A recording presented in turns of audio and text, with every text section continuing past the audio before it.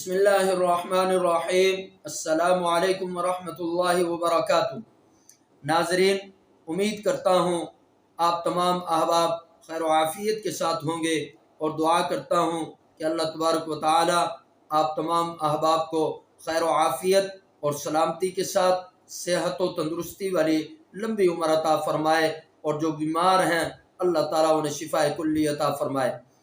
ناظرین، ہم نے درس سیرت رسول اللہ صلی اللہ علیہ وسلم کے درس نمبر 3 میں اللہ کے رسول صلی اللہ علیہ وسلم کی رضاعت اور طفولیت کے زمانے کے متعلق، اور جب آپ کا دودھ چھڑایا گیا تو آپ کا سب سے پہلا کلام کیا تھا، اس کے متعلق ہم نے پڑھا تھا۔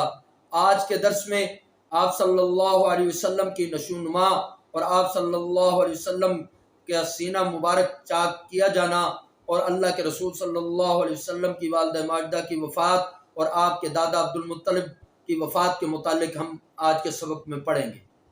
آج کے سبق کا ہم آغاز کرتے ہیں، درود شریف پڑھ لیجیے گا۔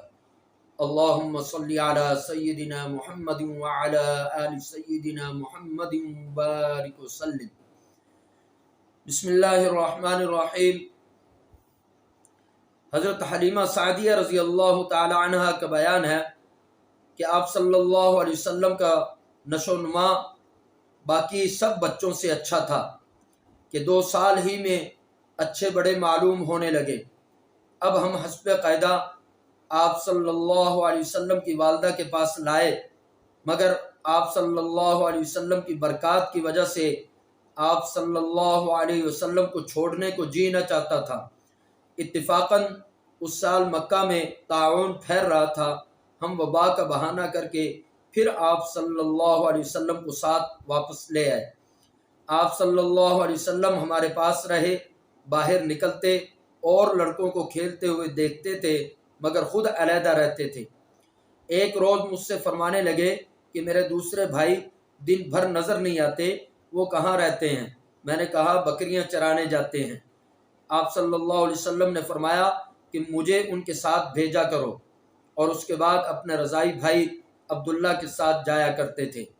ایک مرتبہ دونوں چراگاہ میں پھر رہے تھے کہ آپ کے رضائی بھائی عبداللہ دوڑتے اور ہانپتے ہوئے گھر پہنچے اور اپنے باپ سے کہا کہ میرے قریشی بھائی کو 2 سفید کپڑے والے آدمیوں نے پکڑ کر لٹایا اور سینہ چاک کر دیا، میں ان کو اسی حال میں چھوڑ کر آیا ہوں۔ ہم دونوں گھبرائے ہوئے جنگل کو دوڑے، دیکھا کہ آپ صلی اللہ علیہ وسلم بیٹھے ہیں، مگر رنگ خوف سے متغیر ہے۔ میں نے پوچھا کہ بیٹا کیا بات ہے؟ فرمایا 2 شخص سفید کپڑے پہنے ہوئے آئے اور سینہ چاک کر کے اس میں سے کچھ ڈھونڈ کر نکالا، معلوم نہیں کیا تھا۔ ہم آپ صلی اللہ علیہ وسلم کو گھر لائے۔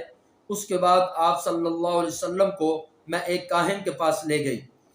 وہ آپ کو دیکھتے ہی اپنی جگہ سے اٹھا اور آپ صلی اللہ علیہ وسلم کو اپنے سینے پر اٹھا لیا اور چلانا شروع کیا کہ اے آل عرب، دوڑو، جو بلا تم پر عن قریب پہنچنے والی تھی اس کو دفع کرو، جس کی صورت یہ ہے کہ اس لڑکے کو قتل کر دو اور مجھے بھی اس کے ساتھ قتل کر دو، اور اگر تم نے اسے چھوڑ دیا تو یاد رکھو کہ تمہارے دین کو مٹا دے گا اور ایسے مذہب کی طرف تمہیں دعوت دے گا جو تم نے اب تک کبھی نہیں سنا۔ حلیمہ یہ سن کر جھنجھلا اٹھی اور آپ صلی اللہ علیہ وسلم کو اس بدبخت کے ہاتھ سے کھینچ لیا اور کہا کہ تو دیوانہ ہو گیا ہے، تجھے خود اپنے دماغ کا علاج کرانا چاہیے۔ حلیمہ آپ صلی اللہ علیہ وسلم کو لے کر گھر آ گئیں، لیکن اس دوسرے واقعے نے ان کو اس بات پر آمادہ کر دیا کہ آپ کو آپ کی والدہ ماجدہ کے سپرد کر دیں، کیونکہ کما حقہ تحفظ نہ کر سکتی تھی۔ جب مکہ پہنچ کر آپ صلی اللہ علیہ وسلم کو آپ کی والدہ شریفہ کے سپرد کیا تو انہوں نے حلیمہ سے پوچھا کہ باوجود خواہش کر کے واپس لے جانے کے اس قدر جلد واپس لے آنے کی کیا وجہ ہے؟ اصرار کے بعد حلیمہ کو تمام واقعہ عرض کر دینا پڑا۔ انہوں نے سن کر فرمایا بے شک میرے بیٹے کی ایک خاص نشانی ہے، اور پھر ایام حمل اور وقت ولادت کے حیرت انگیز واقعات سنائے۔ آپ صلی اللہ علیہ وسلم کی والدہ ماجدہ کی وفات۔ جب آپ صلی اللہ علیہ وسلم کی عمر شریف 4 یا 5 برس کی ہوئی تو مدینہ سے واپس ہوتے ہوئے مقام ابوا آپ صلی اللہ علیہ وسلم کی والدہ نے بھی دنیا سے رحلت فرمائی۔ بچپن کا زمانہ 6 سال کی عمر ہے، والد کا سایہ تو پہلے ہی اٹھ چکا ہے، والدہ کی آغوش شفقت کا بھی خاتمہ ہوا، لیکن یہ یتیم جس آغوش رحمت میں پرورش پانے والا ہے وہ ان اسباب سے بے نیاز ہے۔ آپ کے دادا عبد المطلب کی وفات۔ والدین کے بعد آپ صلی اللہ علیہ وسلم اپنے دادا عبد المطلب کے پاس رہے، لیکن خدائے قدوس کو دکھلانا تھا کہ یہ نونہال محض آغوش رحمت میں پرورش پانے والا ہے، مسبب الاسباب اس کی تربیت کا خود کفیل ہو چکا ہے۔ جب آپ کی عمر 8 برس 2 مہینہ 10 دن کی ہوئی تو عبد المطلب بھی دنیا سے رحلت فرما گئے۔ آج کا درس ہمارا یہاں مکمل ہوا۔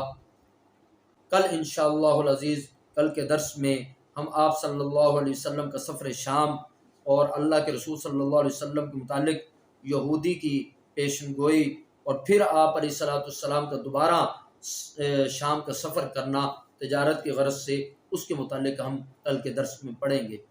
اللہ تبارک و تعالیٰ اس درس کو ہماری نجات کا ذریعہ بنائے اور ہمیں اللہ کے رسول صلی اللہ علیہ وسلم کے طریقوں اور سنتوں کے مطابق زندگی گزارنے کی توفیق عطا فرمائے۔